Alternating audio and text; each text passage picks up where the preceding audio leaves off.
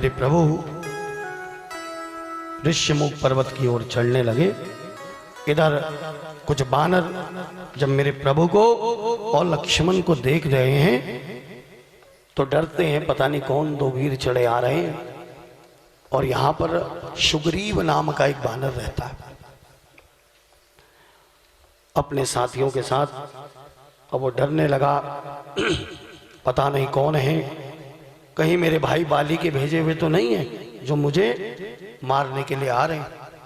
इसलिए उनका परिचय जानने के लिए हनुमान जी को बुलाया गया। तब हनुमान जी ब्राह्मण का रूप धारण करके श्री राम लखन के पास पहुंचे और जाकर सबसे पहले हनुमान जी की नजर भगवान के चरणों में जाती है। कहां पर जाती है? कितना सुंदर भाव तुलसी बाबा ने लिखा है। कैसे पूछते हैं उनसे कि को तुम श्यामल गौर शरीरा, को तुम श्यामल गौर शरीरा, छत्री रूप फिरहूं बनवीरा, छत्री रूप फिरहूं बनवीरा, कठिन भूमि कोमल पदगामी, कठिन भूमि कोमल पदगामी, कवन हेतु बिचरहूं बन स्वामी, कवन हेतु बिचरहूं बन स्वामी। कि आप सांवले और गोरे शरीर वाले कौन हैं और छत्री रूप में वन में क्यों फिर रहे हैं?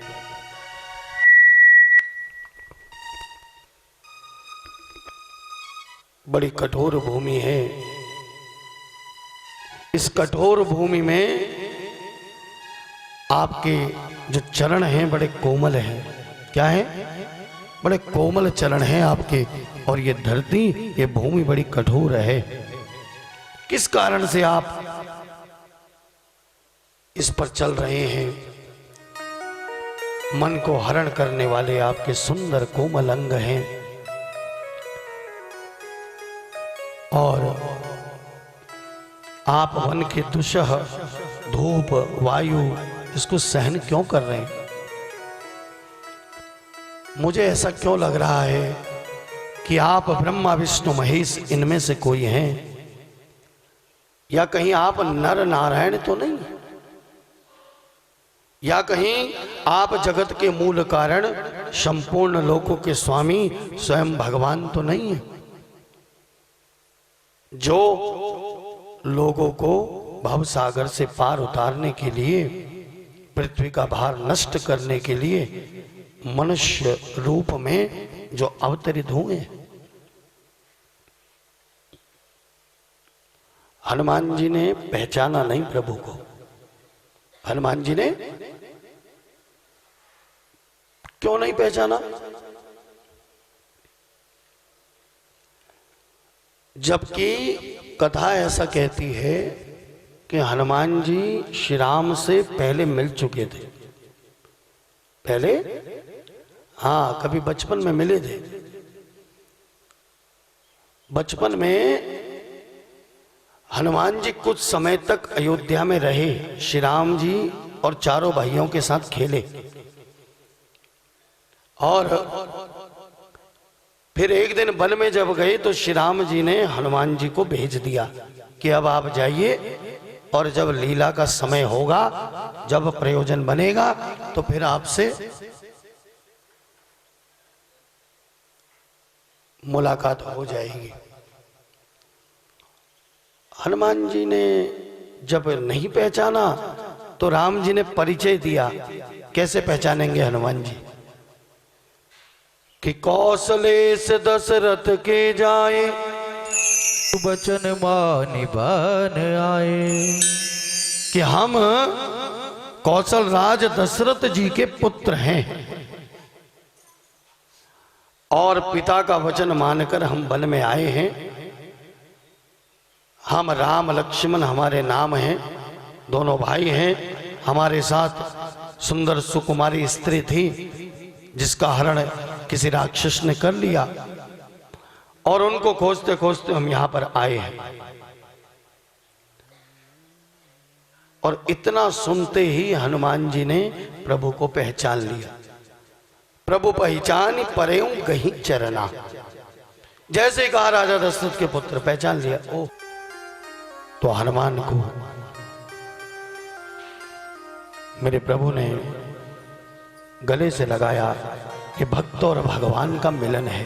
क्या है? भक्त और भगवान का मिलन है।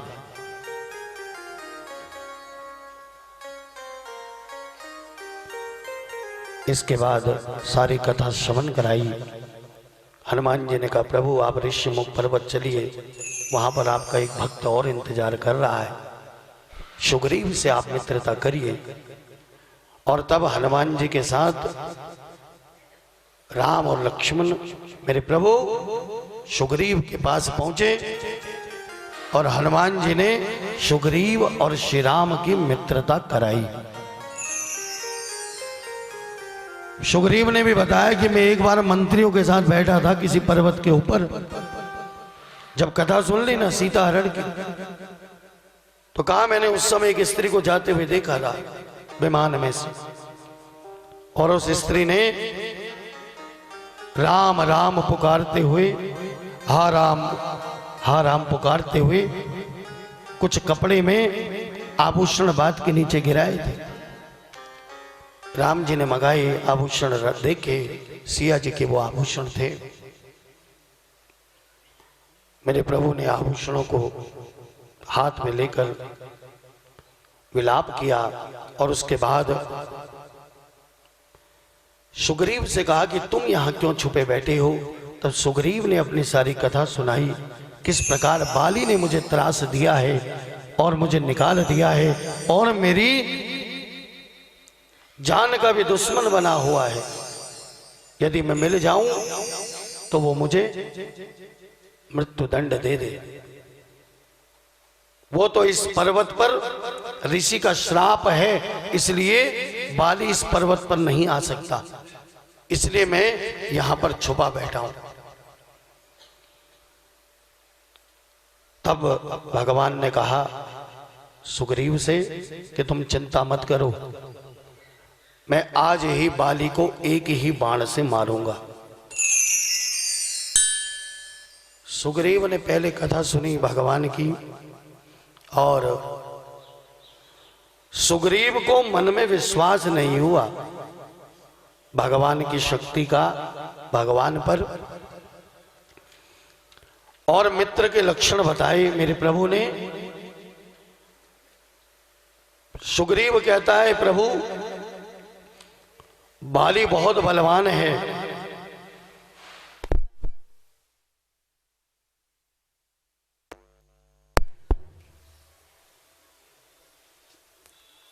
श्री राम, बाली बहुत बलवान है। श्री राम, श्री राम। और ऐसा कहकर सुग्रीव ने श्री राम जी को दुंदुभी नाम के राक्षस की हड्डियां दिखाई, पूरा जो उसका हड्डियों का पंचर जो वहां पर रखा हुआ था, अस्थि पंचर। और उसके बाद श्री राम जी ने अपने अंगूठे की नोक से उसको छुआ, तो वो अस्थियों का जो समूह वहां पर था उस राक्षस का, वो बहुत दूर जाकर गिर गया। सुग्रीव बड़ा प्रसन्न हुआ। उसके बाद ताल के वृक्ष दिखाए, तब मेरे प्रभु ने एक ही बाण से 7 ताल के वृक्षों का भेदन किया। अब सुग्रीव को विश्वास हो गया, और भगवान के चरण पकड़ता है, और सुग्रीव को ज्ञान की प्राप्ति हुई यहां पर। लेकिन ज्ञान कौन सा था?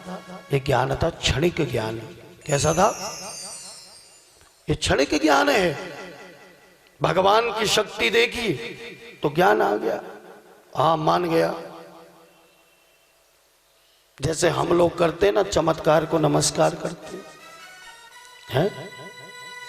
किसी से गंगा जी की महिमा सुनी तो गंगादास बन गए, फिर किसी से सुना जमुना जी की महिमा तो जमुना दास बन गए हैं।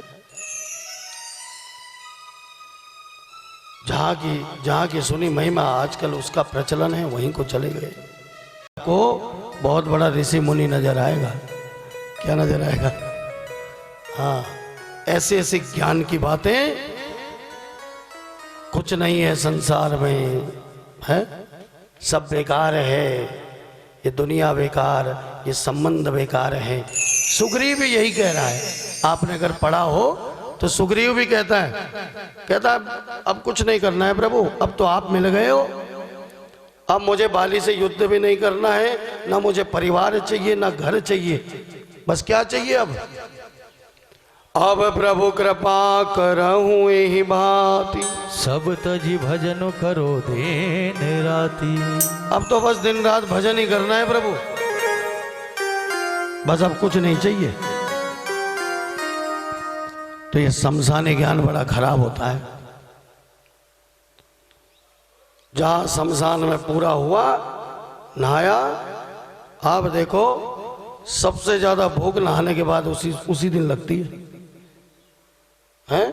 कभी विचार करना, होता क्या है, जितनी देर मनुष्य शमशान में होता है उतनी देर उसके अंदर के विकार जो होते हैं वो निकलकर बाहर दरवाजे में खड़े हो जाते हैं। विषय कभी मरते नहीं, विषय कभी नहीं मरता, क्योंकि इंद्रियों के ये सेवक हैं। जब तक इंद्रियां प्रबल हैं तब तक विषय रहेंगे ही रहेंगे, ये कभी मर नहीं सकते। ये क्या करते हैं, और इनको कोई त्याग भी नहीं सकता। जबरदस्ती त्यागोगे तो फिर और उल्टे सीधे रास्तों से और गलत मार्गों से निकलेगा। विषयों को दबाया नहीं जा सकता। जैसे कोई लाइन है, अगर उसको बिना मिटाए छोटा करना है या उसकी, तो क्या करना पड़ेगा, उसके बगल में उससे बड़ी लंबी लकीर खींचनी पड़ेगी। तब क्या होगा, उस छोटी लकीर की महिमा अपने आप धीरे धीरे कम हो जाएगी। तो ऐसे ही ये विषय कभी मरते नहीं है। ये तो जब हम धर्म में कर्म में लगते हैं उतनी देर ये हमारा बाहर इंतजार करते हैं, दरवाजे के बाहर बैठ जाते हैं। जैसे ही शमशान से बाहर निकला वैसे ही इन्होंने पकड़ लेना है। उसी समय याद आने लगेगी घर की, परिवार की, बिजनेस की, काम की, धंधे की, हैं, भूख भी लगने लगेगी। आओ आज तो 4 घंटे हो गए, ना कुछ खाया ना पिया। तो ये शमशानी ज्ञान अगर ये स्थिर हो जाए, ये ज्ञान, तो फिर कल्याण हो जाए। तो इसलिए यदि विषयों को से यदि छुटकारा ना पाना है तो फिर सत्संग करते रहो। क्या करते रहो, इनको छोड़ दो, इनको इनकी स्थिति पे छोड़ दो। आप अपना भगवान नाम सुमिरन सत्संग करते रहो। जब करते रहोगे तो फिर ये धीरे धीरे विषय विकार खुद आपको छोड़ेंगे। हम नहीं छोड़ सकते, फिर ये छोड़ेंगे कि बेकार आदमी है। वो फिर खुद छोड़ देंगे। सुग्रीव ने ऐसा ही कहा, सुने विराग संयुत कपिबानी, बोले बेहसी राम धनु पानी। राम जी सुग्रीव के उस शमशानी ज्ञान पे मुस्कुराए। जो मैं बात कर रहा था ना कि त्याग कैसा कर रहा है सुग्रीव, त्याग वो कर रहा है क्योंकि मिल नहीं रहा है। बाली का डर है, डर के कारण त्याग है, घर से परिवार से दूर है।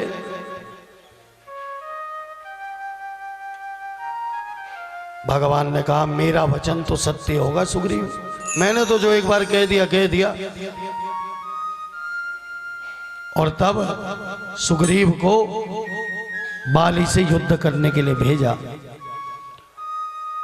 बाली और सुग्रीव के बीच में युद्ध हुआ। तारा ने समझाया बाली को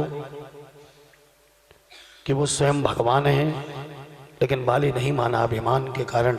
बाली को अपने बल पर बहुत अभिमान था। लेकिन पहली बार में बाली ने सुग्रीव को बहुत मारा, बहुत पिटाई की। और जब सुग्रीव के एक एक अंग में चोट लगी तो वो भाग गया। भगवान बाली को पहली बार में भी मार सकते थे, लेकिन नहीं मारा।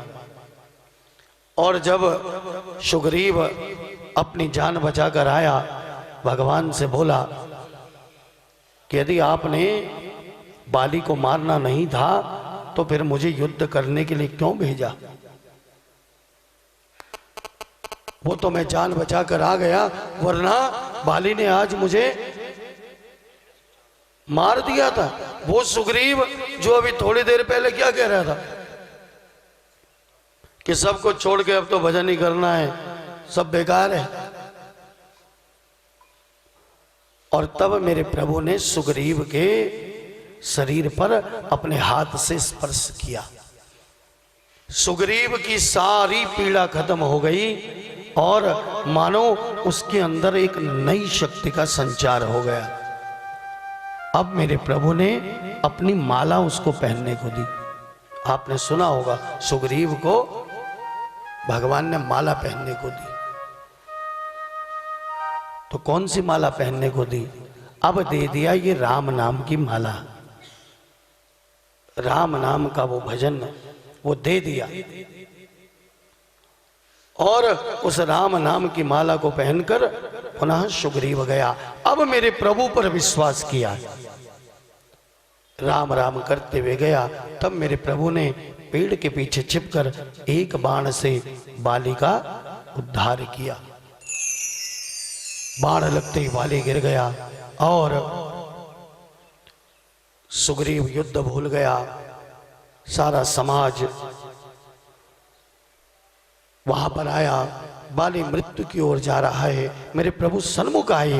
बाली ने पहले कठोर वचन कहे, लेकिन अंदर से जानता है मेरे प्रभु मेरे सामने खड़े। और तब बाली को गति प्रदान की। बाली से कहा पहले भगवान ने, बाली यदि तू चाहे तो मैं तेरा शरीर पुनः रख दूं, मैं तुझे स्वस्थ कर दूं। लेकिन बाली कहता है कि नहीं प्रभु, ऐसे मृत्यु मुझे कहां नसीब होगी। भगवान ने बैठकर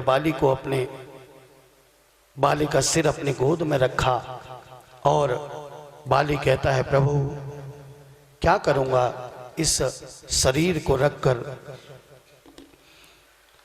और फिर बाली ने भगवान का स्मरण करते हुए, उनकी सुंदर छवि का ध्यान करते हुए अपने प्राणों का त्याग किया। और प्राणों के त्याग करने से पूर्व अपने पुत्र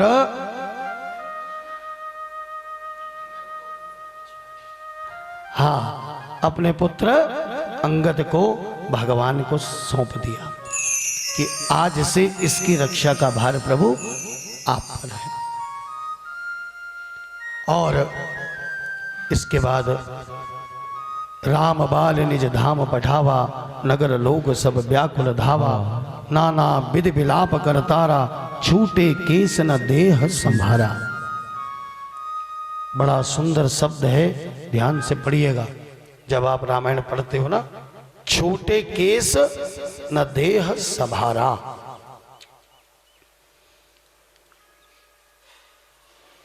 श्री राम जी ने बाली को परम धाम भेजा। तारा विलाप करते हुए आई। जिस समय तारा विलाप करते हुए आती है उस समय तारा के बाल बिखरे हुए हैं। कैसे? बाल बिखरे हुए हैं। वर्तमान समय कुछ ऐसा है कि स्त्रियों के बाल बिखरे बहुत रहते हैं। वास्तव में स्त्रियों के बाल बिखरने नहीं चाहिए। बाल बिखरे नहीं, अपनी देह की संभाल होनी चाहिए। देह की संभाल किस समय नहीं होती? जिस समय ऐसा समय आता है, उस समय देह की संभाल नहीं होती। वरना स्त्रियों को अपने देह की संभाल करनी चाहिए। किसी भी मंदिर में जाओ, धार्मिक स्थल में जाओ, चाहे कन्या हो चाहे स्त्री हो, उस प्रांगण में प्रवेश करते ही सिर ढका होना चाहिए। भगवान के दर्शन करने जाओ, और सुहागन स्त्री का तो सिर ढका होना ही चाहिए, नियम है।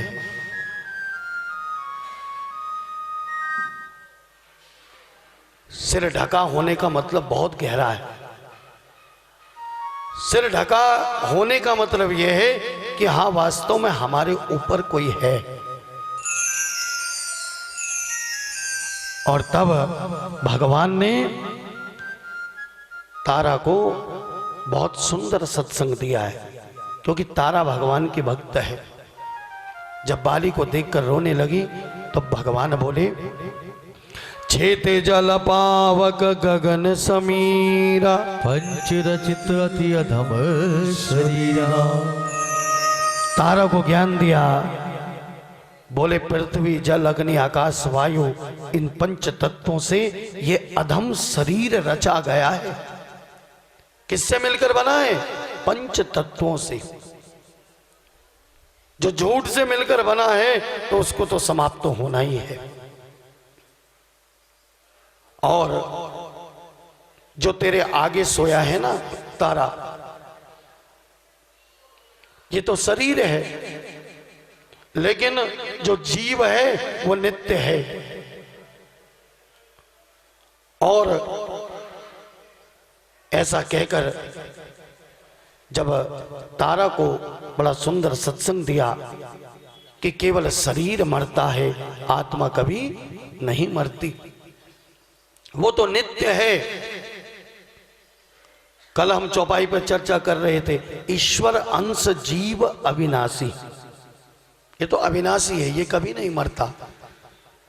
ये तो केवल शरीर जो यहीं से उत्पन्न है, यहीं से बनता है। इस संसार, इस प्रकृति में बनने वाली चीज समाप्त हो सकती है, लेकिन जो ईश्वर द्वारा प्रदत्त है, जो ईश्वर का अंश है, वो आत्मा कभी भी नहीं मरती। बस कर्मों के आधार पर नए नए शरीर को धारण करती है। और इसके बाद भगवान शंकर बोले, उमादार जो सित की नाई, सब ही नचावत राम गोसाई। सुग्रीव को आशीर्वाद दिया। सुग्रीव ने अपने भाई का संस्कार किया। उसके बाद लक्ष्मण जी को भेजकर सुग्रीव को राजा बना दिया। और स्वयं मेरे प्रभु एक गुफा के अंदर चातुर्मास के लिए रुके हैं। चातुर्मास लक्ष्मण जी के साथ रहे हैं। चातुर्मास में प्रत्येक मौसम ऋतुओं के आधार पर मेरे प्रभु ने बड़ा सुंदर सत्संग दिया। उसके बाद जब 4 महीने बीत गए और सुग्रीव ने मेरे प्रभु की कोई सुध नहीं ली, तब मेरे प्रभु ने बाहरी क्रोध किया और लक्ष्मण जी से कहा, जिस प्रकार मैंने बाली को मारा वैसे ही अब मैं कल सुग्रीव को मारूंगा। क्या कहा? जिस समय बाली को मारना था उस समय सुग्रीव से क्या कहा कि मैं आज ही बाली को मारूंगा। लेकिन लक्ष्मण से क्या कह रहे हैं? कह रहे हैं कि कल मैं सुग्रीव को मारूंगा, क्योंकि जानते हैं सुग्रीव आज ही आ जाएगा और कल कभी आएगा नहीं। भगवान कहना चाहते हैं, यदि आपको क्रोध भी आए तो क्रोध में अपना धैर्य का त्याग मत करो, क्योंकि सुग्रीव भगवान की शरणागति हो गया है और भगवान शरणागत होने वाले को अभय कर देते हैं। भगवान ने सुग्रीव को शरणागति दी, भगवान ने विभीषण को शरणागति दी, इसलिए विभीषण सुग्रीव की रक्षा मेरे प्रभु ने स्वयं की है। शरणागत वत्सल है भगवान, अभय कर देते हैं, मृत्यु से अभय कर दिया। और तब लक्ष्मण को भेजा, लक्ष्मण ने क्रोध किया, सुग्रीव को चिंता हुई, हनुमान जी और तारा को भेजा, लक्ष्मण जी की सेवा की और तब सुग्रीव ने चरण पकड़े और उसके बाद सुग्रीव ने उसी समय हनुमान जी के कहने पर जगह जगह दिशाओं में दूत भेज दिए कि सभी बानर जाते, भालू जाते जितने भी हैं सबको बुलाकर लाया जाए। और सुग्रीव के वचन सुनकर सारा बानर समाज एक जगह आगे जुट गया और इसके बाद सभी प्रभु श्री राम के पास गए और सुग्रीव ने क्षमा याचना की प्रभु से और सभी बानरों को आदेश दिया कि आप झुंड झुंड बनाकर चारों दिशाओं में जाओ और सिया जी की खोज करो। और दक्षिण दिशा की ओर विशेष बानरों के एक समूह को बनाया और जिसका सेनापति अंगद को बनाया और तब इनसे कहा कि आप दक्षिण दिशा की ओर जाओ और समय सीमा दे दी कि इतनी सीमा तक आप लोग सिया का पता लगाकर वापस आओ, नहीं तो मैं सबको मार दूंगा। और तब सभी बानर प्रभु की आज्ञा लेकर दक्षिण दिशा की ओर चले। सबसे अंत में हनुमान जी ने मेरे प्रभु को प्रणाम किया और तब श्री राम ने जो मुद्रिका केवट को देने के लिए सिया जी ने राम को दी थी, वो मुद्रिका राम जी ने अपने पास रखी थी, इसलिए वो मुद्रिका निकाल कर किसको दी? हनुमान जी को दी और कहा कि जब सिया से मिलोगे तो ये मुद्रिका दे देना। और सभी बात समझाकर हनुमान जी को भेजा। हनुमान जी और बानर समाज चल पड़ा दक्षिण दिशा की ओर सिया जी की खोज में। और बहुत दूर निकलने पर जब कहीं कोई रास्ता नहीं मिला, भूख प्यास से व्याकुल हो गए सभी बानर, तो दूर एक गुफा पर पर्वत की देखा कि पक्षी बार बार उसमें से बाहर आ रहे हैं और अंदर जा रहे हैं, तो सोचा हो ना हो इस गुफा में जल मिलेगा। और सभी लोग उस गुफा की ओर चल पड़े। गुफा के अंदर जाकर देखा तो वहां एक तपोमयी स्त्री बैठी हुई थी। उसने कहा कि आओ सभी मेरे सामने आकर बैठो। सभी ने पास के सरोवर में उन तपोमय स्त्री के कहने पर स्नान किया, सुंदर सुंदर मीठे फल खाए और उसके बाद उनके सामने आकर बैठ गई। इन तपोमय स्त्री का नाम स्वयं प्रभा था। क्या था? स्वयं प्रभा। और इसने कहा कि तुम चिंता मत करो, अपनी आंखें बंद करो और जैसे ही तुम अपनी आंखें खोलोगे तुम वहां पर पहुंच जाओगे जहां से सिया का पता लगाना बहुत आसान हो जाएगा। सभी ने आज्ञा का पालन किया, अपनी आंखें बंद की और स्वयं प्रभा ने सभी को एक ही पल में वहां से उठाकर समुद्र के किनारे पर पहुंचा दिया। सभी ने अपनी आंख खोली तो देखा सभी समुद्र के किनारे पर बैठे हुए हैं और ये स्वयं प्रभा भगवान का सुमिरन करते हुए बद्रीक धाम में चली गई। और इधर बानर जब समुद्र के किनारे बैठे हुए हैं, देखते हैं विशाल समुद्र है, चारों ओर लहरें उठ रही हैं। सोचा कि कहाँ पहुंचे, पहले पता नहीं लग रहा था, अब समुद्र की ये विशाल लहरें, कहीं कुछ पता नहीं, कैसे पता चलेगा। अंगद बोले कि हमारी मृत्यु तो अब वैसे ही निश्चित है, और इन वानरों की बात, उसी के पास में एक पर्वत था, उस पर बैठा एक गृद्ध सुन रहा था, एक गीध सुन रहा था। गीध ने भगवान का धन्यवाद किया कि प्रभु, आज तो आपने बहुत सारा आहार एक साथ भेज दिया। इस गीध का नाम है संपाति। क्या है? और उस गीध की बात सुनकर सभी वानरों ने सोचा कि अब तो हमारा मरना निश्चित हो गया। लेकिन आपको पता होगा कि संपाति के पंख नहीं है, बिना पंखों के पड़ा रहता है।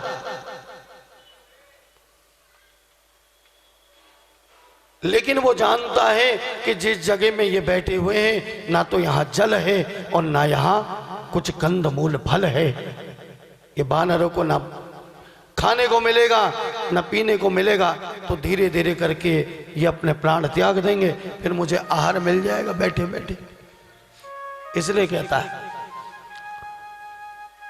और जब वानरों की वार्ता हुई तो वानरों में से अंगद बोले कि धन्य है गृद्धराज जटायु, जो भगवान के कार्य के लिए, भगवान के लिए जिसने अपने प्राणों का बलिदान किया।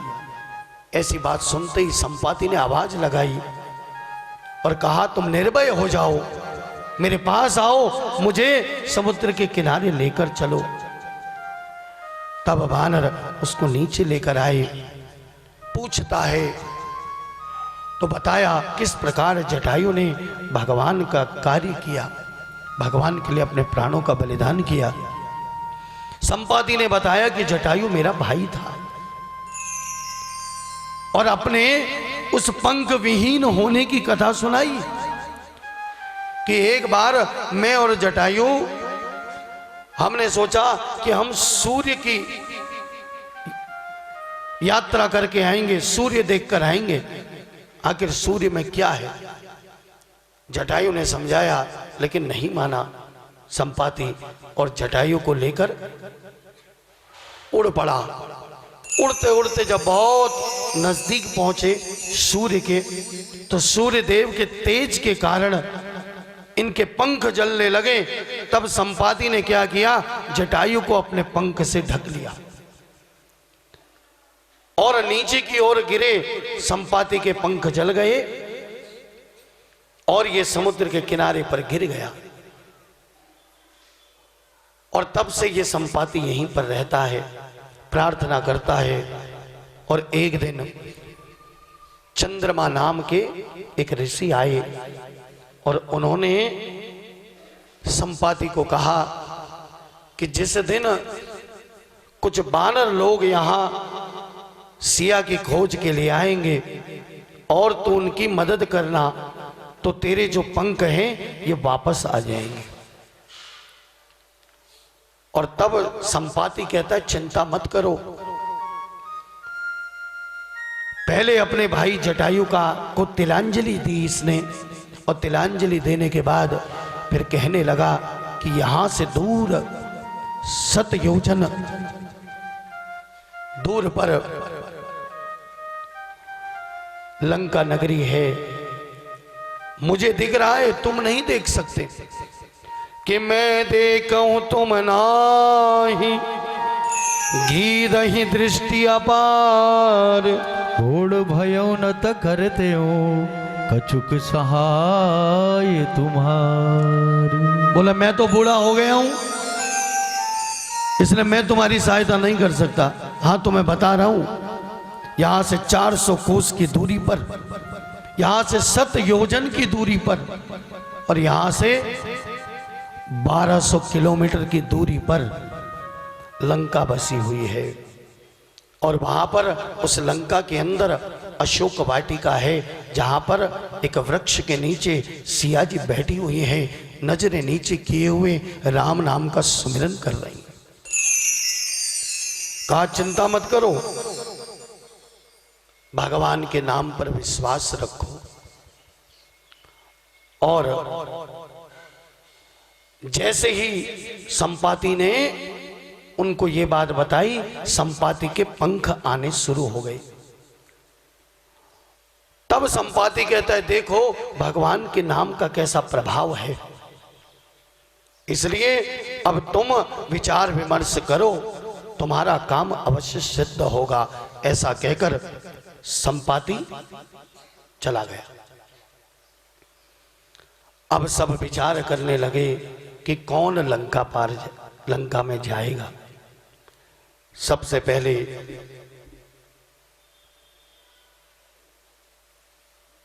रक्षराज जिनका नाम जामवंत है वो बोले कि मैं तो बूढ़ा हो गया हूं, वरना अब मेरे शरीर में वो बल नहीं रहा। पहले की बात होती तो फिर मैं चला जाता। जब मैं जवान था उस समय की बात है जब ये प्रभु श्री राम वामन अवतार में थे। वामन अवतार में जब मैं जवान था उस समय मेरे अंदर बड़ा बल था, और उस समय भले बादत प्रभु बाड़ो सोतनु बरनी न जाय, उभय धरी महदीने सात प्रदक्षिण धाम। बोले रक्षराज जामवंत कहने लगे उस समय जब बलि को बांधा मेरे प्रभु ने, वामन भगवान ने, उनका वो स्वरूप इतना बड़ा हो गया जिसके शरीर का वर्णन नहीं किया जा सकता। कहते हैं मैंने उस समय केवल 2 घड़ी में दौड़कर 7 प्रदक्षिणा की थी। कितनी? 7, केवल 2 घड़ी में, यानी कि 48 मिनट के अंदर। लेकिन अब मेरे बस की नहीं। अंगद बोले मैं चला जाऊं? बोले चला तो जाऊंगा लेकिन वापस आने में संदेह है। जामवंत ने कहा कि तुम तो नेता हो, तुम तो सेनापति हो, तुम्हें कैसे भेज दें? आपका काम आदेश देने का है, जाने का नहीं है। सुंदरकांड आरंभ होने से पहले इस दोहे से पढ़ा जाता है ना। तो फिर अंगद को भी रोक दिया गया। अब सबने अपनी अपनी बल महिमा गाई, लेकिन कोई भी जाने को तैयार नहीं हुआ। सबने देखा हनुमान जी कहाँ हैं, और हनुमान जी कुछ दूरी पर बैठे हुए राम नाम का सुमिरन कर रहे थे। सारे बानर पहुंचे हनुमान जी के पास, और जामवंत बोले कहाँ है रे पति सुनो हनुमाना, का चुप साधि रहो बलवाना। अरे हनुमान, आप इतने बलवान हो और आप चुपचाप बैठे हो। और हनुमान जी के बल बुद्धि की स्तुति की, उसका बखान किया। पावन तनय बल पवन समाना, बुद्धि विवेक विज्ञान निधाना। तुम पवन पुत्र हो, बल में पवन के समान हो, और बुद्धि विवेक और विज्ञान की खान हो। हनुमान जी को ज्ञान की खान नहीं कहा जाता, विज्ञान की खान कहा जाता है। क्या कहा जाता है? विज्ञान की खान। तो ज्ञान और विज्ञान में क्या फर्क है? ज्ञान ऐसा होता है जो, जैसे अभी आपको कोई चीज बताई गई, आपको पता चल गई तो ज्ञान हो गया। लेकिन जब आप उस बताई हुई चीज को 10 बार परख लोगे और बार बार आपको फिर रिजल्ट वही मिलेगा, यानी कि आपने परख कर देख लिया, तो फिर इसको क्या बोलते हैं? विज्ञान बोलते हैं। विज्ञान कभी थ्योरी को नहीं मानता, विज्ञान प्रैक्टिकल को मानता है। साइंस कहता है कि जब तक हम प्रैक्टिकल नहीं करके देख लेंगे तब तक हम नहीं मानेंगे। लेकिन हनुमान जी को विज्ञानी कहा जाता है। हनुमान जी से बड़ा कोई साइंटिस्ट है नहीं, बहुत बड़े साइंटिस्ट हैं। हनुमान जी को ज्ञान की खान नहीं कहा जाता, विज्ञान की खान कहा जाता है। क्या कहा जाता है? विज्ञान की कहानी। ज्ञान और विज्ञान में क्या फर्क है? ज्ञान ऐसा होता है जो, जैसे अभी आपको कोई चीज बताई गई, आपको पता चल गई तो ज्ञान हो गया। लेकिन जब आप उस बताई हुई चीज को 10 बार परख लोगे और बार बार आपको फिर रिजल्ट वही मिलेगा, यानी कि आपने परख कर देख लिया, तो फिर इसको क्या बोलते हैं? विज्ञान बोलते हैं। विज्ञान कभी थ्योरी को नहीं मानता, विज्ञान प्रैक्टिकल को मानता है। साइंस कहता है कि जब तक हम प्रैक्टिकल नहीं करके देख लेंगे तब तक हम नहीं मानेंगे। लेकिन हनुमान जी को विज्ञानी कहा जाता है। हनुमान जी से बड़ा कोई साइंटिस्ट है नहीं, बहुत बड़े साइंटिस्ट हैं। हनुमान जी ने क्या खोजा है? कभी हनुमान चालीसा में पढ़कर देखना, क्या खोजा? हनुमान जी बहुत बड़े साइंटिस्ट हैं। कि राम रसायन तुमरे पासा, सदा रहो रघुपति के दासा। है नहीं लाइन? राम रसायन तुम्हारे पासा। हनुमान जी के पास राम नाम रूपी रसायन है। इसको रसायन कहा गया यहां पर, रसायन। हनुमान जी के पास ये वो राम रसायन तुम्हारे पासा, सदा रहो रघुपति के दासा। हनुमान जी ने परखा है, हनुमान जी ने परख परख कर देखा है उस राम नाम को। इसलिए वो राम नाम रूपी जो टैबलेट है ना, जो रसायन है, वो किसके पास है? हनुमान जी के पास। और हनुमान जी से मिल सकती है। डॉक्टर के पास भी जाओगे ना तो डॉक्टर लिख कर दे देगा दवाइयां, लेनी किससे पड़ेगी? हैं? हाँ, जिसके पास दवाइयां जो रखते हैं। तो ऐसे ही यदि आपको राम नाम चाहिए तो आपको किसकी शरण में जाना पड़ेगा? हनुमान जी की शरण में जाना पड़ेगा, क्योंकि राम रसायन तुम्हारे पासा, सदा रहो रघुपति के दास। बड़े विज्ञानी हैं राम रसायन। और ये गोली ली कहां से जाती है जानते हो? ये जो टैबलेट है, आप गोली को कहां से, मुख से लेते हो ना, अपना मुख से लिया, चली गई पेट में और उसके बाद शरीर को ठीक करती है। लेकिन ये जो राम नाम रूपी टैबलेट है, इसको लिया जाता है कानों से। कहां से लिया जाता है? हाँ, ये तो कानों से जाती है और कानों से जाकर हृदय के अंदर जो बीमारियां लगी पड़ी है ना मन में, उस मन के अंदर की बीमारियों को फिर ये दूर करती है। इसलिए इसका नाम रसायन है। हमारे सुरेंद्र गुप्ता जी तो होम्योपैथिक की दवाइयां लेके बैठे रहते हैं। ये 8 दिन की कथा में हम लोगों को इन्हीं के द्वारा चल रहे हैं। हम तो सबको देते रहते हैं, फ्री में देते हैं। वहां से लेके आए इतनी होम्योपैथिक दवाइयां, जिसके पैर में दर्द है, सिर में दर्द है, किसी का, मेरे जैसे का तो गला खराब है, तो सबको दे रहे हैं। तो ऐसे ही ये जो राम नाम है, ये भी समझ लो वही होम्योपैथिक मेडिसिन है। ये होम्योपैथिक दवाई है। जैसे एलोपैथिक दवाई है, बाहर बाहर से तो ठीक कर देती है, लेकिन मर्ज वहीं का वहीं रह जाता है। अगर कोई बीमारी लगी है, दर्द ठीक करना है तो एलोपैथिक ले लो, लेकिन दर्द ठीक हुआ, बीमारी तो वहीं रही। लेकिन होम्योपैथिक क्या करती है? पहले जड़ को मारती है, बीमारी को काटती है। ऐसे ही ये राम नाम रूपी रसायन है। ये पहले जाकर हमारे मन के अंदर जितनी बीमारियां हैं, मानस रोग लगे हुए, कल की कथा में आएगा मानस रोग।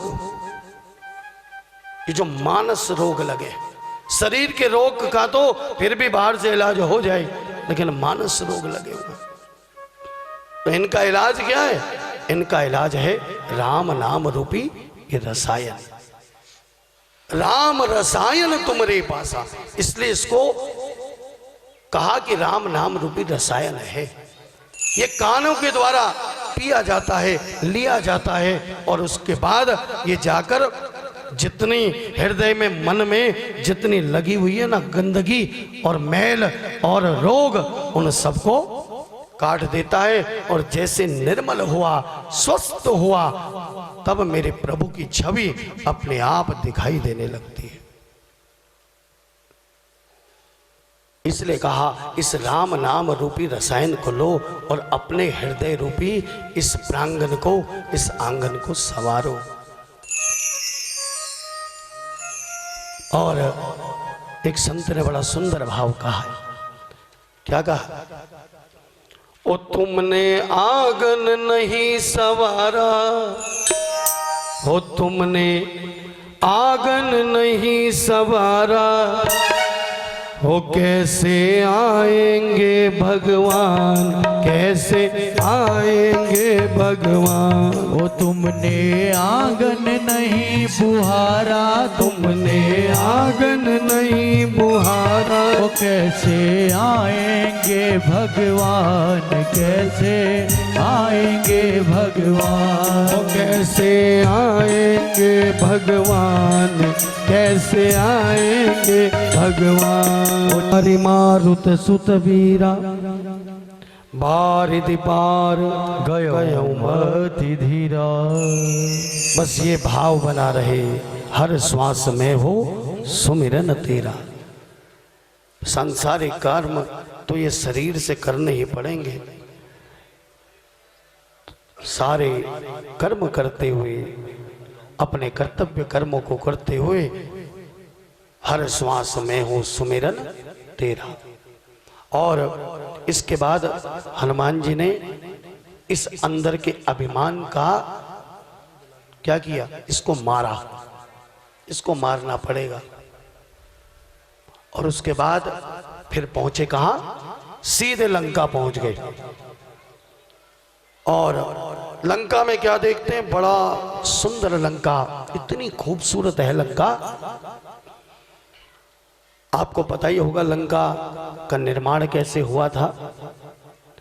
कभी किसी समय में भगवान शंकर से पार्वती जी ने एक बार ये बनवाई थी। लक्ष्मी जी और पार्वती जी में कुछ अनबन हो गई, और तब पार्वती जी ने कहा था, तब भगवान शंकर ने बनवाई थी ये लंका। लेकिन जो उनके पुरोहित थे, जो उनको यज्ञ के लिए मुहूर्त, गृह प्रवेश के दिन जिनको बुलाया था ना, ऋषि विश्रवा, उनको पूजन यज्ञ करवाया। भगवान शंकर की लीला है, भगवान शंकर को महलों से क्या प्रयोजन है। लेकिन पार्वती के मन की इच्छा को पूरा करना था, और पार्वती जी से कह दिया था, जो जितना सुख की ओर हम जितना सोचते हैं ना, उतने दुख हमको फ्री में मिलते हैं। इस संसार में दो चीजों की प्रथा है, इस संसार में मिलता है। सुख की चाहना करोगे तो उतना दुख भी भोगना पड़ेगा। ये एक के साथ एक फ्री मिलता है? जैसे स्कीमें चलती है ना जगह जगह, उसमें है 2 शर्ट ले लो, 1 शर्ट फ्री मिल जाती है। ऐसे ही यदि आप सुख की चाहना करोगे तो दुख आपको फिर उतना ही भोगना ही पड़ेगा। इसलिए अपनी ओर से कोई चाहना मत करो। इसीलिए मैं कह रहा था, चिंता नहीं चिंतन करो, चाह नहीं करनी। वैसे भी जो कुछ हम लिखा के लाए हैं वो हमें मिलना ही मिलना है, वो कोई दूसरा नहीं ले सकता।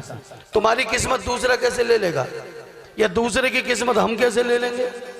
जो कुछ हमें मिलना है वो निश्चित है, और जो नहीं मिलना उसके लिए कितना भी जोर लगा लो नहीं मिलेगा। जो मिल जाए प्रभु प्रसाद मानकर उसको ग्रहण कर लो, जो नहीं मिला भगवान बहुत अच्छा है, कम से कम इससे तो बचे हो।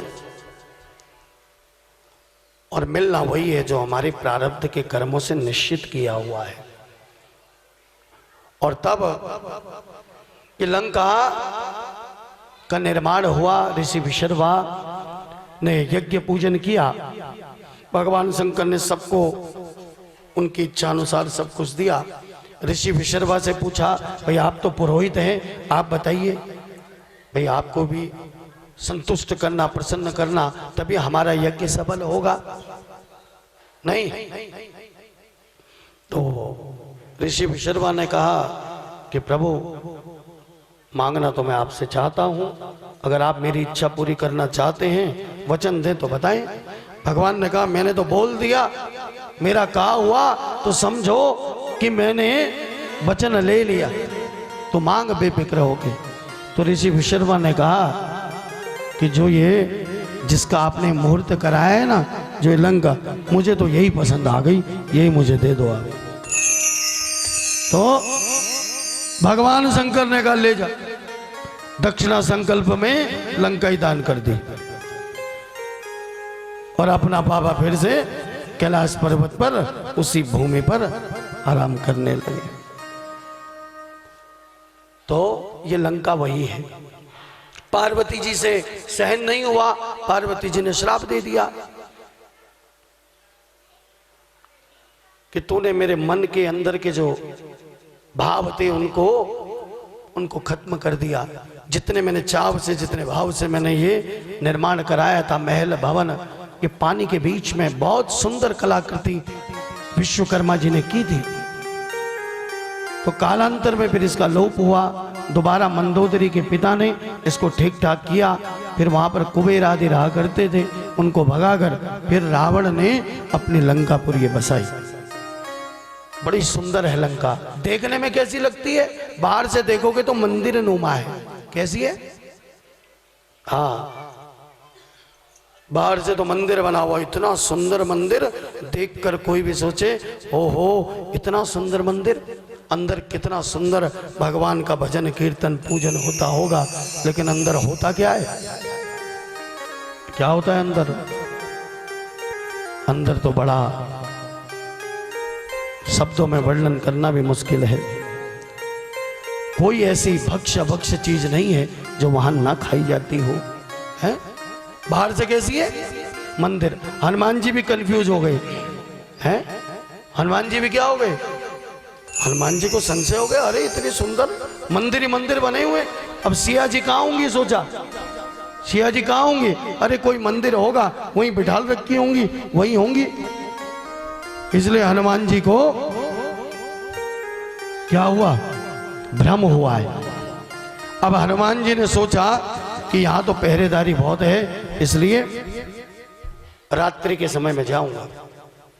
पुर रखवारे देख बहु कपि मन कीन विचार, अति लघु रूप धरो निशी नगर करो पैसार। अब रूप बनाया जैसा मच्छर होता है ना, कितना छोटा होता है। हनुमान जी अपने ही स्वरूप में थे, ये नहीं मच्छर बन के गए।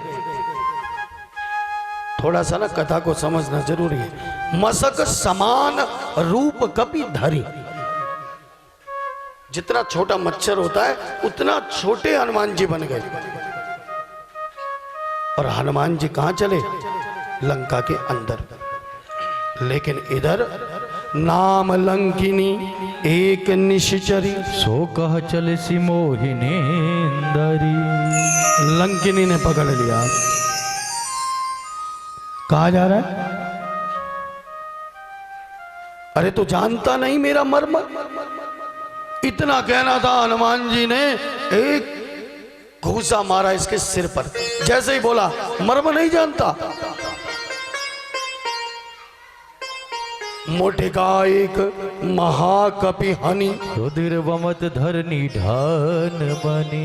और जैसे ही हनुमान जी ने घूसा मारा, इसके मुख से रुधिर बहने लगा, गिर गई और उठकर बोली, पुणे संभारी उठी सोलंका, चोरी पानी करी विनय सशंका। लंकिनी उठी, डर के मारे विनती करने लगी हनुमान जी से। और याद आया कि जब रावण ब्रह्मा जी से वरदान मांग रहा था, उस समय ब्रह्मा जी ने मुझे राक्षसों के विनाश की पहचान बताई थी। ये लंका की रखवाली करती है लंकिनी।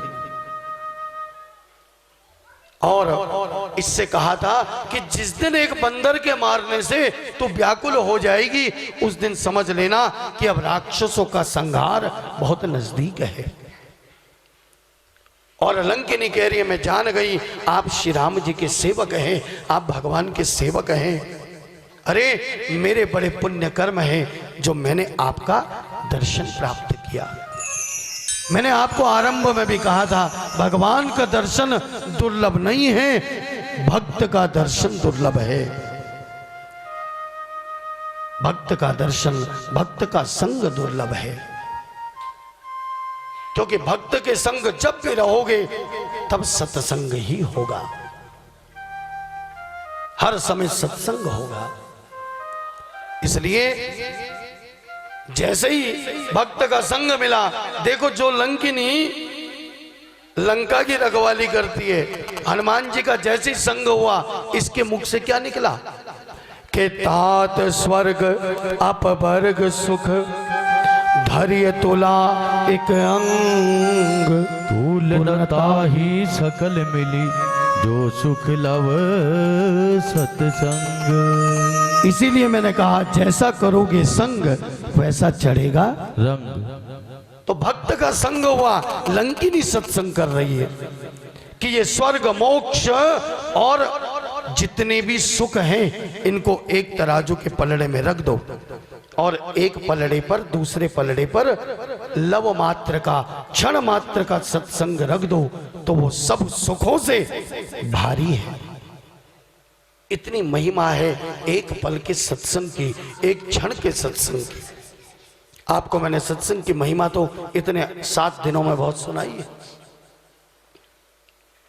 इस सत्संग की महिमा है, इसलिए कहा कि अब क्या करिए, प्रभसी नगर की जे सबका जा, प्रभसी नगर की जे सबका जा, हृदय राखी को सलपुर राजा, ओ हृदय राखी को सलपुर राजा, सरल सुधार पुकरई मिताई, सरल सुधारि पुकरई मिताई, गोपद सिंधु अनल सितलाई, गोपद सिंधु अनल सितलाई, गरुड़ सुमेरु रेणु समताई, गरुड़ सुमेरु रेणु समताई, राम कृपा करि चितवा जाई, राम कृपा कर चितवा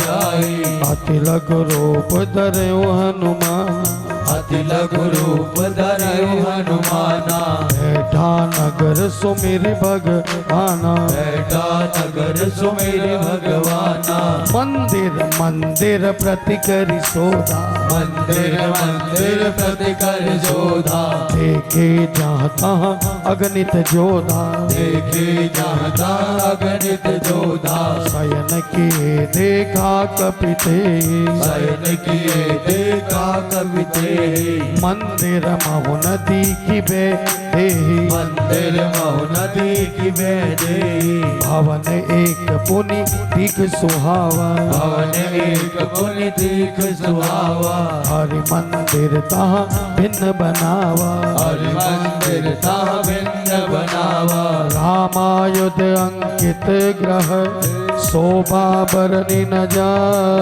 ओ नव तुलसी का वृंद तहाँ देखी हरस कबीरा, हो कोई पियो रे पियाला राम रस का, ओ कोई पियो रे पियाला राम रस का, ओ राम रस कार सजनो श्याम रस का, ओ राम रस कार सजनो श्याम रस का, हो कोई पियो रे पिया राम रस का, अरे कोई पियो रे पियाला राम रस का, हो कोई पियो रे पिया राम रस अयोध्यापुरी के राजा श्री रघुनाथ जी के को हृदय में धारण करो और नगर में प्रवेश करो और अपना सब कार्य करो। क्या करो? अपना सब कार्य करो। लेकिन कैसे? प्रभसी नगर कीजे सब कार्य। संसार में अपने कार्यों को यदि भगवान को जोड़कर करोगे तो फिर तुम्हारे कार्य को भगवान देखेंगे। क्यों? क्योंकि तुमने आरंभ उनसे किया है। तो होता क्या है कि जब विपत्ति आती है, जब विघ्न लगते हैं, तब उनकी याद आती है। तो आरंभ में ही भगवान को समर्पित करके, हे प्रभु मेरे सब कार्य को बनाने वाले तो आप हैं, मेरे इस कार्य को सिद्ध करिए, उनको लेकर कार्य करो। और जब भगवान को लेकर कार्य करेंगे तो सब कार्य सिद्ध होंगे। फिर भगवान निभाएगा कार्यों को। उसको जिम्मेवारी दे दो, तुमने करना है, तुमने निभाना है। लेकिन खाली बाहर से नहीं, कोई नारद जी वाला जैसा मत करना, सब आप ही का है, सब आप ही की कृपा है। अंदर से तो अभिमान आ रहा है, देखो मैंने कितना बड़ा काम कर दिया, देखो मैंने कितनी बड़ा घर बना दिया, मैंने इतनी बड़ी गाड़ी ले ली, मैंने इतना बड़ा काम धंधा कर लिया। अपने बस का तो अपना हाथ भी नहीं है, पलक भी झपकती है तो उसकी कृपा से। इसलिए उसकी कृपा को समझो, अपने प्रत्येक कार्य को उसको समर्पण कर दो। और जब उसको समर्पित कर दोगे तो फिर वो कार्यों को सिद्ध करेगा। प्रभसी नगर की जे सब काजा, हृदय राखी कौशलपुर राजा। भाव है।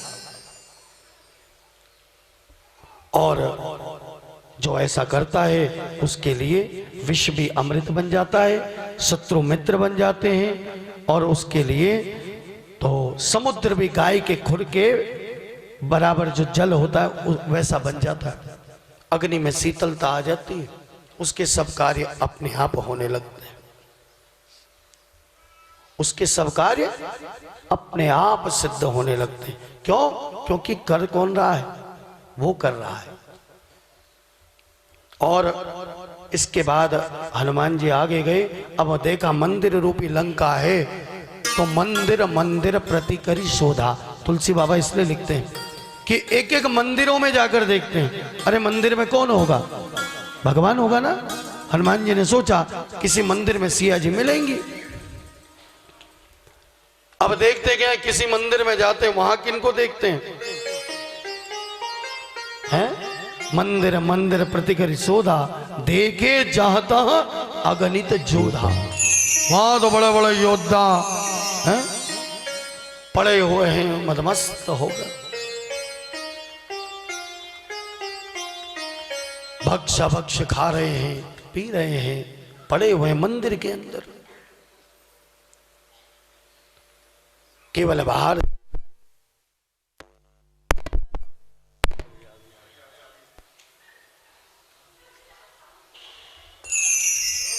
जब मंदिर सारे खत्म हो गए ना, मंदिरों में तो कुछ मिला नहीं। फिर देखा मंदिर के बगल में कहीं पर एक साधारण सा भवन है। वो मंदिर के आकार का नहीं है, केवल भवन है। भवन एक पुनि दीक सुहावा। बाहर से मंदिर बना देने से कुछ नहीं होगा। मंदिर बना दिया, लाखों रुपए करोड़ों रुपए खर्च कर दिए हैं, एक एक लाख रुपए की एक एक टाइल लगा दी, तो उनको लगाने से क्या होगा?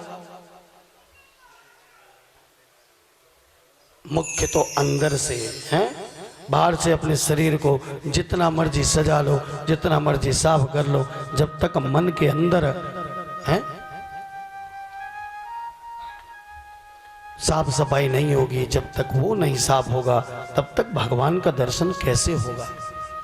रावण ने बड़ी कलाकारी की है। बाहर से तो मंदिर बनाया है, अंदर से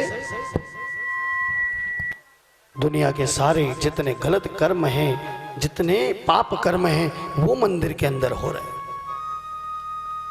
बाहर से भले ही मंदिर न बने, लेकिन मंदिर के अंदर जो कार्य होने चाहिए वो अवश्य होने चाहिए।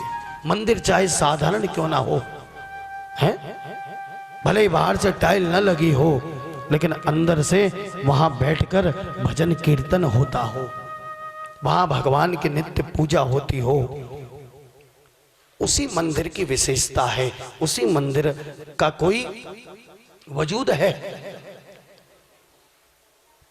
तो इसलिए बाहरी मंदिर के उसमें मत आओ। और तब हनुमान जी एक भवन देखा। कैसा भवन था? रामायुध अंकित ग्रह, शोभा बरनी न जाए। का वृंद तह देखी हरस कपिराय। बाहर से हम कितना बढ़िया मकान बना लें, हैं 2-2, 3-3 मंजिल का मकान बनाया, बड़ी बड़ी कोठियां बना ली हैं, अब उनकी सुरक्षा के लिए हैं, फिर दरवाजे पर गार्ड चाहिए हैं, अंदर बड़े बड़े क्या चाहिए बोलो? खाली गार्डों से भी कहाँ चलता है? आप लोग हैं क्या चाहिए? क्या बात है, सब जानते हो आप लोग। तो फिर सुरक्षा के लिए वो चाहिए। और जहां घरों में पहले से भगवान का नाम लिखा जाता था और अब लिखा जाता है बाहर से क्या बोलो? है एक जगह में गया, वहां पता है क्या लिखा हुआ था? वहां लिखा था सावधान यहां कुत्ते रहते हैं। क्या लिखा था? क्या लिखा था?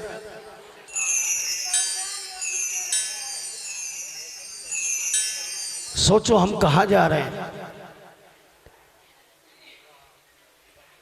सावधान यहां, हाँ, तो ऐसा ना बने, है इसलिए थोड़ा सोचो। बुद्धि हमारी विषय विकारों में ऐसे डूब गए, हम सोच भी नहीं पाते हम इंसान से क्या बन गए। खुद हम दूसरे को बता रहे हम क्या हो गए। विभीषण जी का ये भवन कैसा है? साधारण सा है बाहर से, लेकिन पता लगता है किसी भक्त का है। भक्त का घर कैसे पता लगेगा? जिसके आंगन में तुलसी होगी, जिसके दरवाजे के बाहर से राम राम लिखा होगा, है दरवाजे के बाहर से यदि कुछ लिखना है ना, तो एक बात लिख दो, राम दुआरे तुम रखवारे, होत न आज्ञा बिनु पैसारे। फिर आपको कुछ करने की और कहने की आवश्यकता नहीं, क्योंकि जिसके द्वार के रक्षक स्वयं हनुमान जी हो जाएंगे, फिर कौन क्या कर सकता है? राम द्वारे तुम रखवारे, होत न आज्ञा बिनु पैसा। कोई प्रवेश नहीं कर सकता। कोई आई बलाई छल प्रपंच जितनी भी बात हैं, ये कुछ नहीं आ सकता अंदर। और यदि घर के द्वार पर यदि किसी की मूर्ति फोटो लगानी है तो हनुमान जी की लगाओ। राम द्वारे तुम रखवारे, हनुमान जी द्वार पर बैठते, होत न आज्ञा बिनु पैसा। और हनुमान जी ने देखा बाहर से लिखा था, एक दरवाजे पर लिखा था रा और दूसरे पल्ले पे लिखा था मां। बड़ा सुंदर रामायुध, और साथ में राम जी के धनुष बाण का चिन्ह बना हुआ था। हनुमान जी का मन बड़ा प्रसन्न हो गया। लंका निश्चर निकर निवासा, यहाँ कहाँ सज्जन कर वासा। मन महु तरक करे कपिलागा, ते ही समय विभीषण जागा। पूरी रात बीत गई, हनुमान जी ने सारे मंदिर खोज लिए, लेकिन कहीं सिया नहीं मिली। और अब जब 4 बजे का समय हुआ समझो, तो हनुमान जी कोई भवन दिखा, हनुमान जी प्रसन्न हुए। अरे यहाँ तो जहां मंदिर में देखो वहां राक्षस ही हैं। इस भवन को देखकर बड़ा आनंद आ रहा है, कौन हो सकता है। इसी समय विभीषण जागे अंदर, हनुमान जी बाहर है। और विभीषण ने उठते ही क्या किया, राम राम। क्या किया बोलो। अब इतनी भी शर्म ठीक नहीं है। 8 दिन हो गए हमको आपस में हैं देखते बैठते हैं, अब तो आपको राम नाम लेने में भी शर्म आ रही।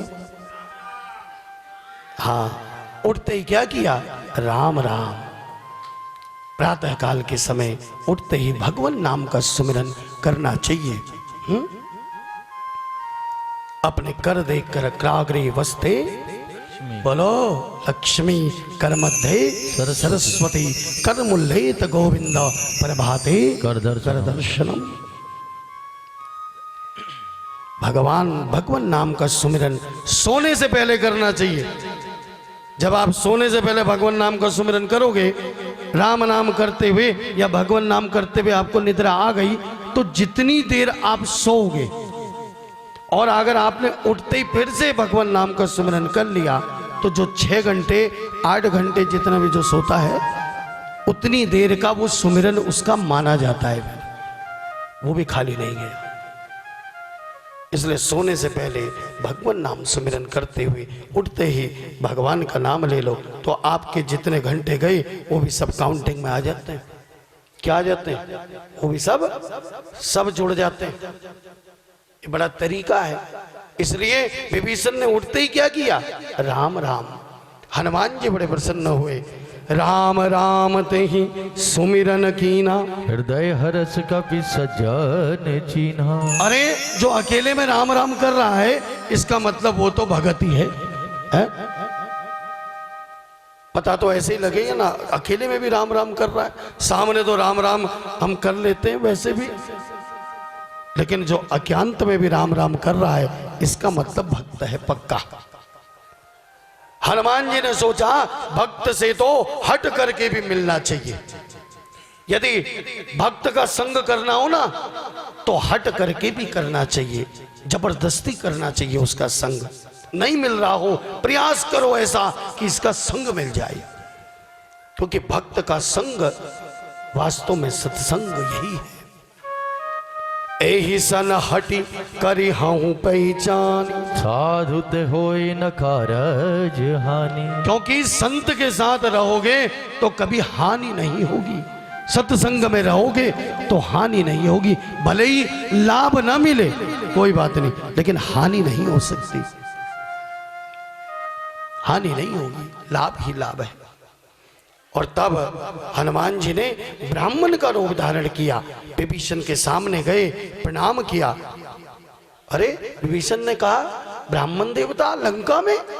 विभीषण ने प्रणाम किया और अपनी कथा बताइए, आप कौन हैं? विभीषण को देखकर बड़ा अच्छा लग रहा है, क्योंकि आज भगवान के एक भक्त से भगवान के दूसरे भक्त का मिलन हो रहा है। और जब भक्त से भक्त का मिलन होता है ना, तो रोम रोम हर्षित हो जाता है। क्या होता है? ये रोम रोम हर्षित हो जाता है। एक संत ने कहा कि 4 मिले 64 खिले। क्या कहा? 4 मिले 64 खिले और 20 रहे कर जोर। क्या? 20 रहे कर जोर। और भक्तन से भक्तन मिले तो बिहसे 7 करोड़। समझ में आई बात? नहीं आई? जब भक्त से भक्त का मिलन होता है, 2 आंखें और दूसरे की, तो 4 मिले, यानी आंखें मिली, 4 मिले, तो फिर क्या हुआ? 64 खिले, यानी 32 कितने हुए? 4 मिले 64 खिले और 20 रहे कर जोर। 10 उंगलियां, 10 उधर से कितनी हुई? बीस रहे कर जोर। और जब भक्तन से भक्तन मिले, और उसके बाद जब मिलते हैं भक्त से भक्त, जब वो आलिंगन, उसके बाद तो एक मनुष्य के अंदर कितने करोड़ रोम होते हैं बताया था ना मैंने, 3.5 करोड़। कितने होते हैं? और भक्तन से भक्तन मिले तो भी हंसे 7 करोड़। तो फिर रोम रोम हर्षित हो जाता है? कि प्रेम जब अनंत हो गया तो रोम रोम संत हो गया। फिर भगवान के नाम का दोनों ने सुमिरन किया।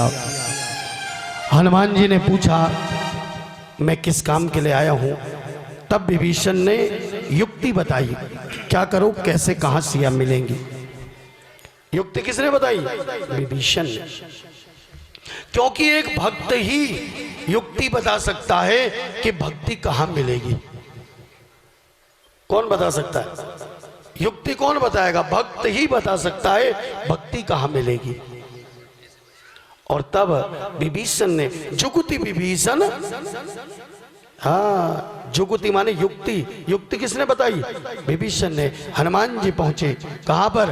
अशोक वाटिका में। सिया जी बैठी हैं। अब देखा, मनी मन प्रणाम किया। उस पेड़ के ऊपर बैठकर हनुमान जी देखते हैं, कृषतनु शेष जटायक बेनी, जपति हृदय रघुपति गुण श्रेणी। सिया जी को देखा, आज भक्ति का स्वरूप कैसा देखा? कैसा स्वरूप?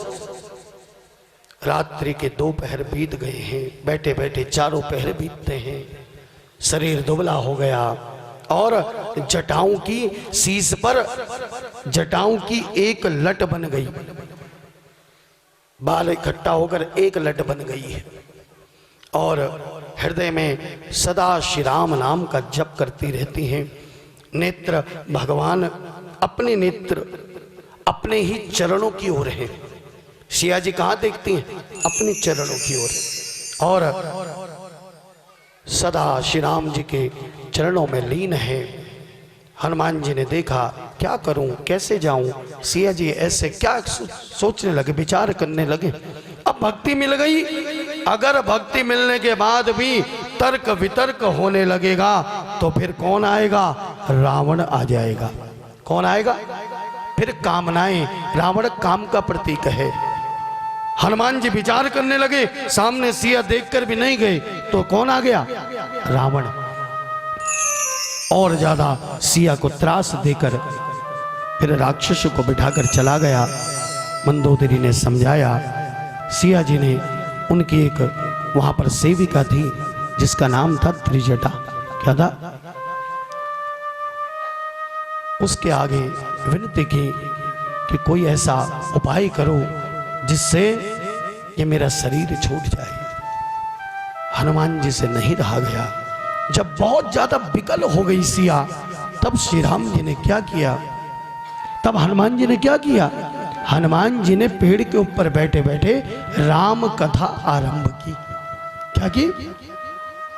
राम कथा। और जैसे ही राम कथा आरंभ की, सिया जी उस राम कथा को श्रवण करने लगी।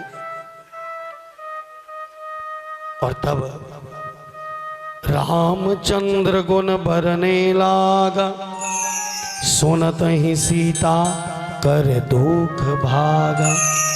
लागी सुने श्रवण मन लाई, आदियों थे सब कथा सुनाई। कौन सी कथा? श्री राम जी के जन्म से कथा सुनानी आरंभ की। जनकपुर की कथा सुनाई, वन की कथा सुनाई। सिया जी के मन को बड़ा अच्छा लगा। और तब श्रवणामृत जही कथा सुनाई, कहीं सो प्रकट होती केन भाई। एक होता है चरणामृत, जिसको हम भगवान के चरणों का धोवन जो पीते हैं उसको बोलते हैं चरणामृत। और एक होता है श्रवणामृत। क्या होता है? जो कानों के द्वारा पिया जाता है। भगवान के चरणों का जल मुख द्वारा पिया तो चरणामृत हुआ। भगवान नाम को जब कानों से हमने पिया तो ये हुआ श्रवणामृत। इसलिए कहते हैं क्योंकि भगवान का नाम तो अमृतमय है, अमृत है वो विषयों से दूर करता है, सब विषयों को काटता है, इसलिए वो अमृत है। इसलिए लिखते हैं राम कथा अमृत वर्षा, भागवत अमृत वर्षा, ये अमृत है क्योंकि भगवान नाम अमृतमय है। हनुमान जी से कहा जिसने मुझे मेरे कानों को ये अमृत पिलाया है वो मेरे सामने आए। हनुमान जी सामने चले गए, प्रणाम किया। सिया जी ने पहले देखा, उसके बाद मुख फेर लिया। हनुमान जी ने बताया, राम कथा श्रवण कराई, सिया जी मुख फेर कर बैठी है। हनुमान जी सोचने लगे अब क्या किया जाए, कैसे पता लगे। हनुमान जी ने पहले कहा राम दूत में मातु जानकी, सत्य शपथ करुणा निधान की। पहले बोला क्या, राम दूत में मातु जानकी।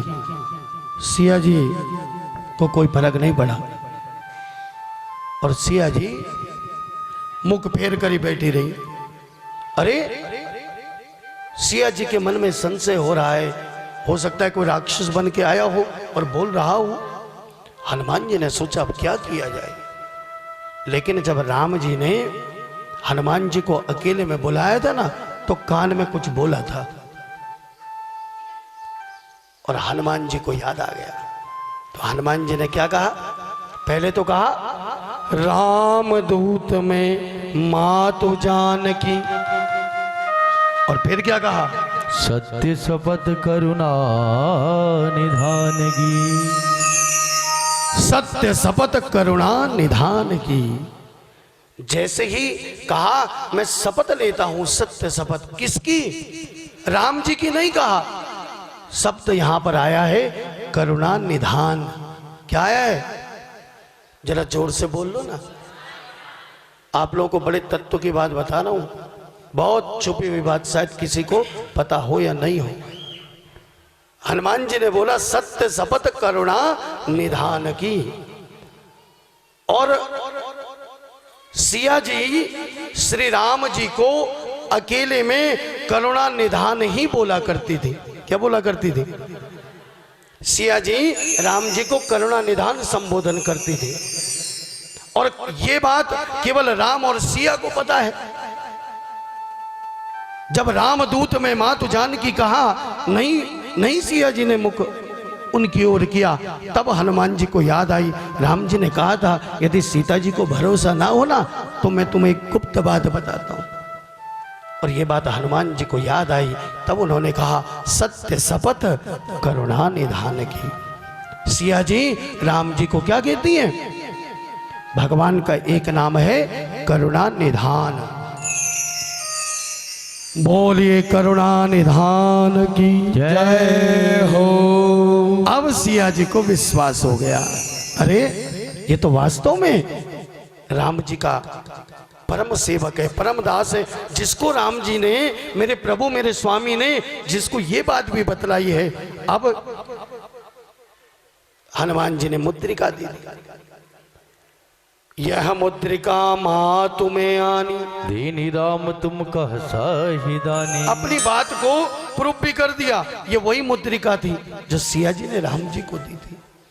अब सिया जी को विश्वास हुआ, लेकिन फिर संशय आया कि नर बानर ही संग कहूं कैसे, ये नर और बानर का मेल कैसे हो गया। तो कही कथा भई संगति, जैसे फिर बताया कैसे मेल हुआ। अब हनुमान जी के प्रेम युक्त वचन सुनकर सिया जी को विश्वास हो गया और उन्होंने वो मुद्रिका ले ली। फिर हनुमान जी ने सीता जी को श्री राम जी का संदेश दिया, पूछा कैसे है करुणा निधान, तब बताया। और उसके बाद सिया जी विलाप करती हैं, रोती हैं, और राम जी कहती हैं मुझे कैसे भुला दिया करुणा निधान ने। तब हनुमान जी कहते हैं मां आपको प्रभु ने भुलाया नहीं है, बल्कि आपसे दुगना प्रेम है राम जी के अंदर। उनके अंदर तो दुगना दुख है। आप तो दुख व्यक्त कर रही हैं, लेकिन वो तो दुख व्यक्त भी नहीं कर सकते। आप धैर्य धारण करिए, बहुत शीघ्र ही राम जी यहां पर आएंगे और आपको यहां से सकुशल लेकर जाएंगे। सीता जी का मन प्रसन्न हुआ। हनुमान जी ने कहा, यदि मां अब आपकी आज्ञा हो तो मुझे भूख लगाइए। क्या अब तक हनुमान जी को भूख प्यास नहीं लगी? राम काज कीने बिनु मोहि कहा विश्राम। विश्राम। अब कहा, लेकिन यहां भी कुछ लीला दिखाना चाहते हैं। वास्तव में भूख नहीं लगी है, रावण को बताना चाहते हैं। रावण को कुछ लीला दिखाना चाहते हैं राम नाम की, इसलिए कहा भूख लगी है। सिया जी ने, क्योंकि वहां अशोक वाटिका में तो इतने सुंदर सुंदर फल हैं, पूरा बगीचा है फलों का। और हनुमान जी के बल बुद्धि को विचार करके सिया जी ने एक बात कह दी। क्या कहा? के देख बुद्धि बल निपुण कपि कहूं जान की जाहू रघुपति चरण हृदय धरी तात मधुर फल खाहू। सिया जी ने कहा एक शर्त है, जो फल नीचे गिरा होगा वही फल खाना। क्या कहा? कहने का अर्थ तो यही था कि जो अपने आप टूट कर गिर गया होगा नीचे वही फल खाना। हनुमान जी ने कहा, माँ आपने आज्ञा दी है, अब तो फल जब तक जमीन पे गिरेगा नहीं तब तक मैं खाऊंगा नहीं। इसलिए हनुमान जी ने क्या किया? अरे चले उन्हाई सिर बैठे बागा, चले उड़ाए सिर बैठे बागा, हलगाए सिर तोरे लागा, हलगाए सिर तोरे लागा, रहे तहाँ बहु भट रखवारे, भट रखवारे, कछ मारे से कछ जाई पुकारे, कछ मारे से कछ जाए पुकारे, नाथ एक आवा कपि भारी, नाथ एक आवा कपि भारी, सही अशोक वाटिका उजारी। सही अशोक वाटिका उजारी। एक हाथ को पकड़ा और पकड़कर उनकी नाक रगड़ी नीचे जमीन पर और उनसे कहा, बोलो। क्या बोलो? जय श्री राम। क्या कहा? बोलो। और भेज दिया, कहो जा। अब सीधे पहुंचा रावण के पास। क्या बोले? नाथ एक आवा कपि भारी तही अशोक वाटिका उजारी। अब पहले तो रखवाले आए, इसके बाद योद्धा आने लगे। पहले सैनिक आए तो तुलसी बाबा लिखते हैं भट्ट आए पहले। कौन आए? भट्ट, सुभट, महाभट्ट, ऐसी उनकी संज्ञा है योद्धाओं की।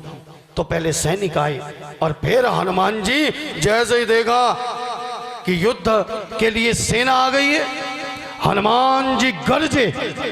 क्या गरजे? जय श्री राम, जय श्री राम। और हनुमान जी ने सबको पकड़ पकड़ कर क्या किया?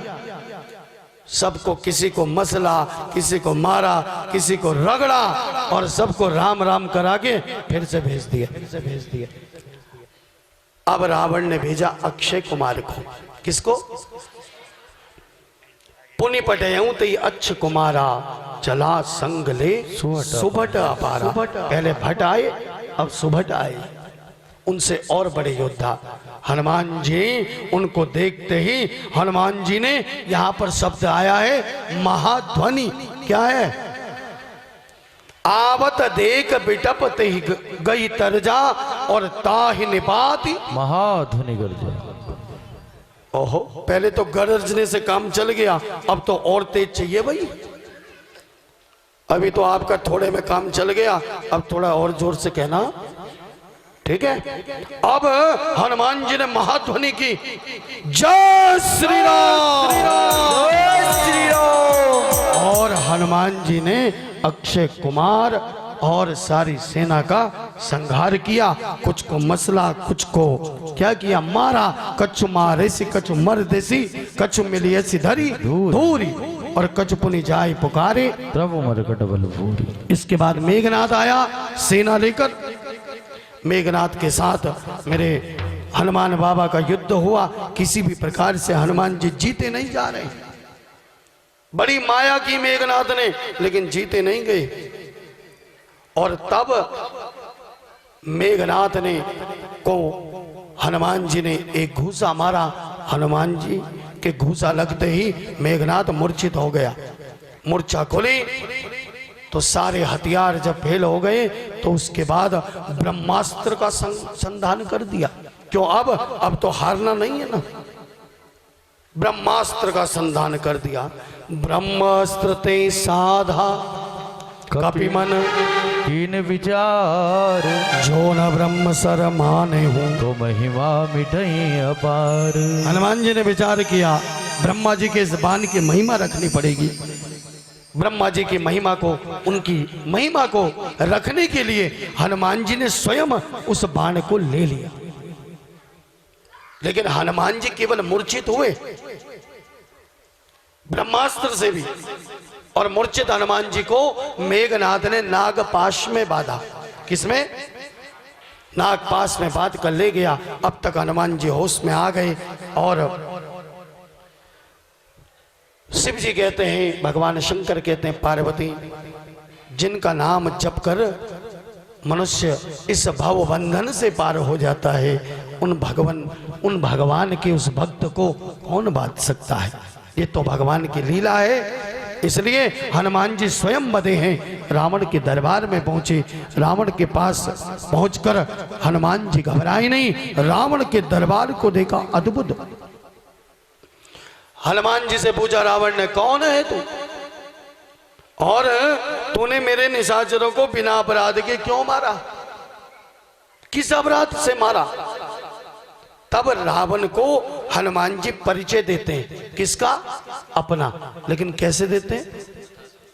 के सुन रावण ब्रह्मांड निकाया, भाई जा सुबल बिरचति माया, और जाके बल बिरंच हरीसा, पालत सजत हरत दस सीसा, जा बल शीस धरत सासानन, अंडकोश समेत गिरि कानन, धाराई जो विविध देह सुर त्राता, तुम ते सटन सिखावन दाता, हर को दंड कठिन जय भंजा, तही समेत नपदल मत गंजा, हर दूषण त्रिशिरारु बाली, बधे सकल तुलित बलशाली, जाके बल लवलेस ते जिताऊं चराचर झारी, दासुदूत में जा करी हरियाने ओ प्रिय नारी। मेरे प्रभु का परिचय दिया, राम जी का, जो अखिल ब्रह्मांड का स्वामी है और जिनके बल पर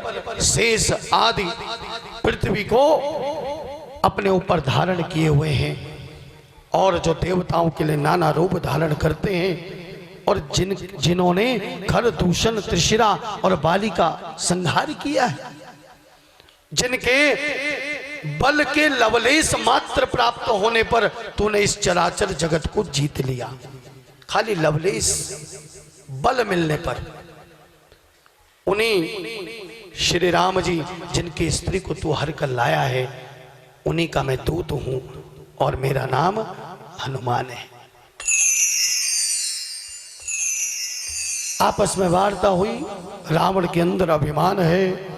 हनुमान जी ने कहा मुझे भूख लगी थी तो मैंने फल खाए, और फल खाने लगे तो तेरे रखवाले मुझ पर बरसने लगे, मुझे मारने लगे, तो जिन मोहि मारा ते मैं मारे, जिसने मुझे मारा मैंने उनको मारा।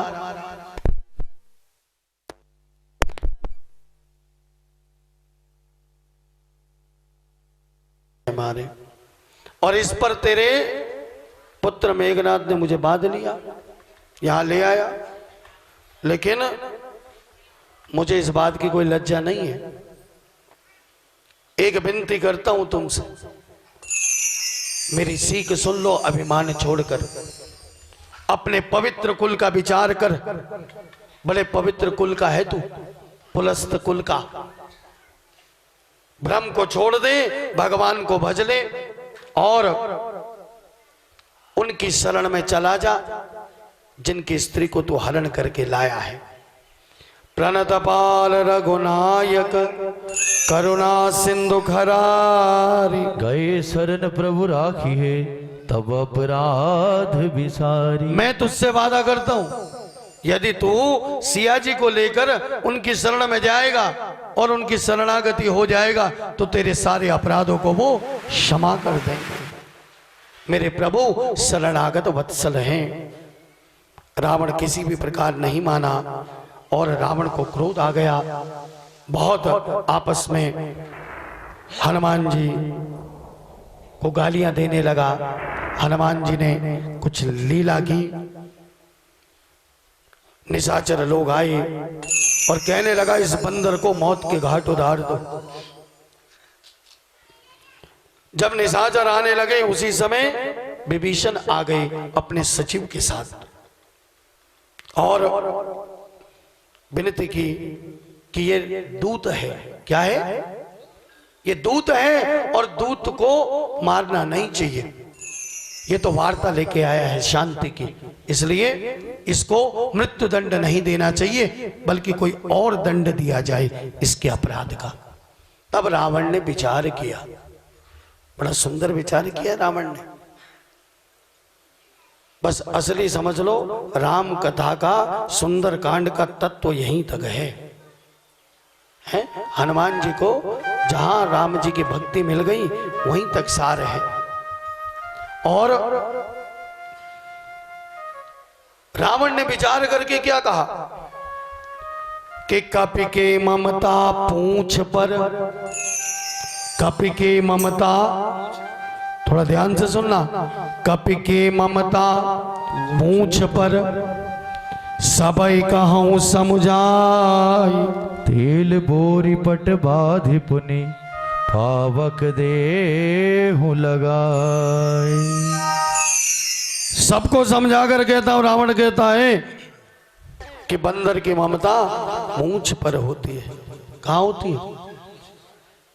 हाँ, इस सारा पूंछ का ही खेल चल रहा है। किसका चल रहा है? सब लंबी लंबी पूंछे लगाए बैठे हैं।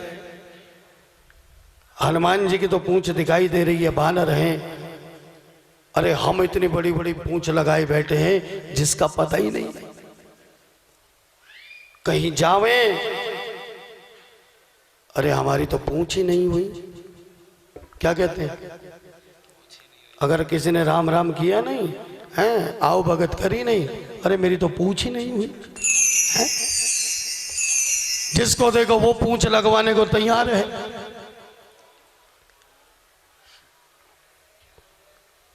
कहीं भगवान के मंदिर में भी जावे, कथा सत्संग में भी जावे, वहां भी पूंछ चाहिए। जब तक ये पूंछ पर आग नहीं लगेगी ना तब तक भगवान का दर्शन, तब तक भक्ति की प्राप्ति नहीं हो सकती। इस पूंछ को तो जलाना ही पड़ेगा। सारा ये पूंछ का ही खेल है? जिसको देखो पूंछ के पीछे पड़ा है। थोड़े थोड़े में पूंछ याद आ जाती है।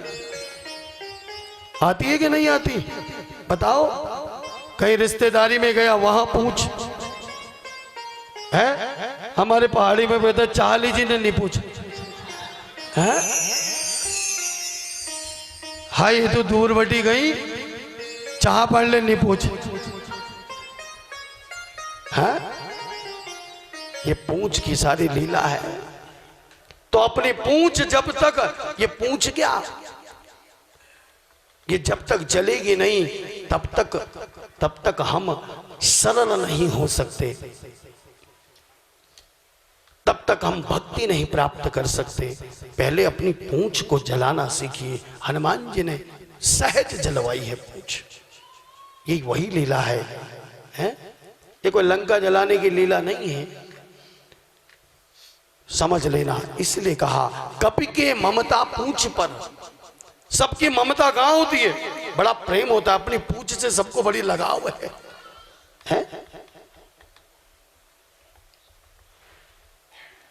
इसलिए रावण के कहने पर सारे लोग जितने लंकावासी थे वो पकड़ कर ले गए हनुमान जी को और एक बड़े से चौराहे पर हनुमान जी को खड़ा कर दिया और वहां पर हनुमान जी की पूंछ पर अब क्या करने लगे, कपड़ा और तेल लगाने लगे। हनुमान जी ने कहा ओहो, अब बात जब पूंछ की है तो मेरी पूंछ का तुम्हें पता ही नहीं है। हनुमान जी ने क्या किया, अपनी पूंछ को बढ़ाना शुरू किया और बढ़ाते बढ़ाते बढ़ाते अपनी पूंछ को इतना बढ़ा दिया, इतना बढ़ा दिया, इतना बढ़ा दिया, सारी लंका में जितना तेल और जितना कपड़ा था वो सब लग गया। और जब सब लग गया, घी तेल सब कुछ लग गया, कपड़े खत्म हो गए, लेकिन हनुमान जी की पूंछ खत्म नहीं हुई। भक्त की पूंछ कभी समाप्त नहीं हो सकती, क्योंकि वो पूंछ के लिए नहीं है, वो कहीं पूंछ के लिए नहीं जाता, वो कहीं इज्जत के लिए, मान के लिए नहीं जाता, वो तो भगवान के लिए जाता है, भक्ति के लिए जाता है। और तब रहा न नगर बसन ग्रत तेला, बाड़ी पूंछ कभी खेला। अब हनुमान जी ने जब देखा,